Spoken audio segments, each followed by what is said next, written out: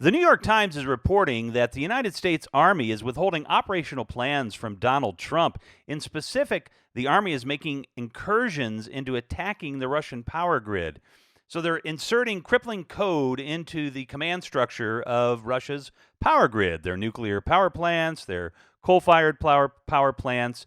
But the idea is in a time of war or in a time of needing to show some force, they could cripple Russia's infrastructure, plunging the country into darkness, more or less. Basically, the Army is showing Putin and his generals that the United States has the capability to create catastrophic events in his country. Now, what the Army fears and why they are keeping Trump in the dark, why they're keeping this information from Trump, is they're afraid he will disclose these details to Putin or to other Russian officials. They're literally afraid that Trump is going to give operational details. Trump is going to give them secrets as to how we make incursions into their computer systems, or that, in fact, certain things that we have done that would be good for the Russians to know and bad for American soldiers, they're fearful that Trump is going to betray the country. This should terrify you because the U.S. Army is either going rogue and attacking a foreign government without the president's permission, or, as I said, the Army believes, the U.S. the U.S. Cyber Command believes that the President of the United States is a traitor. Last year, Paul Nascone, head of U.S. Cyber Command, was given extraordinary power to wage warfare without the president's approval. This was done through Congress in a military appropriations bill. There was a little attachment, an authorization from Congress through Congress, which I think this was put through by the Trump administration and asked to be put in the bill, but to basically allow U.S. Cyber Command and General Nakasone, the ability to wage war without even asking the President of the United States. The general, along with the Secretary of Defense, now have the power to start a cyber war. And don't feel good about, well, it's just a cyber war.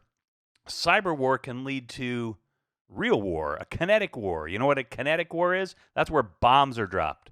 That's where bullets fly. The power might feel like a good thing if you were worried that the president isn't going to start a war, right? I mean, they're not paying attention. They're not letting the president know what's going on. However, you have to understand, as I said, these cyber attacks can start a war themselves. Did Congress give up the power to wage war by allowing John Bolton, by allowing the Secretary of Defense, by allowing the generals to start a war without political approval? Literally, I don't know how to emphasize this enough. A cyber war could lead to a real kinetic war where bombs fly, where bullets fly, where nuclear missiles fly, and that could be started without the president, without the Congress's permission. So talk about, the Iranians bombing a freighter off, a big, huge ship, and that starting a war. We could easily start a war with Iran by destroying their infrastructure, and they have there's nothing they can do other than react with bombs, with weapons. So if you're worried that the military might stage a coup or fired up because they might take over Trump, either way, we're going down a dangerous path. Maybe you're excited. Hey, the military's, working around Trump here, and we're going to be able to get things done and keep America safe. Or maybe you're terrified that the United States Army or the United States Armed Forces are going to take over the country. I mean, either way you look at this, this is not a good thing. The Army having the ability, John Bolton having the ability, the Secretary of Defense having the ability to start a war without Congress or the president, even though I don't think the president is a sane man, this is not a good thing. We are now to the point where control of the U.S. military is in question. The military has the ability to wage war. The president isn't even notified. Who is in control of the military? The president is mentally unstable, and in the event of a real attack on U.S. forces or the country itself, there's a real question of who's going to be in charge. Who would respond? I mean, if a legitimate attack on United States forces, a legitimate attack on the country happens, who's going to be in charge here? It's mind-numbing. For many, keeping Trump's hands off the levers of war, as I said, is a good thing.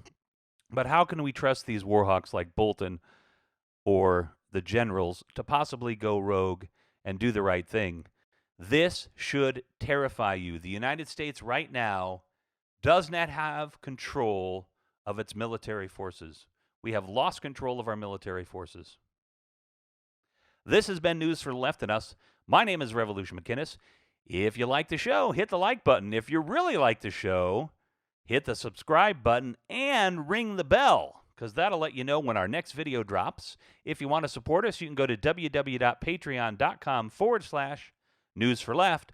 $1 a month, $5 a month goes a long way to keeping this programming going. Once again, thank you for watching. My name is Revolution McInnes. Peace be with you, and namaste.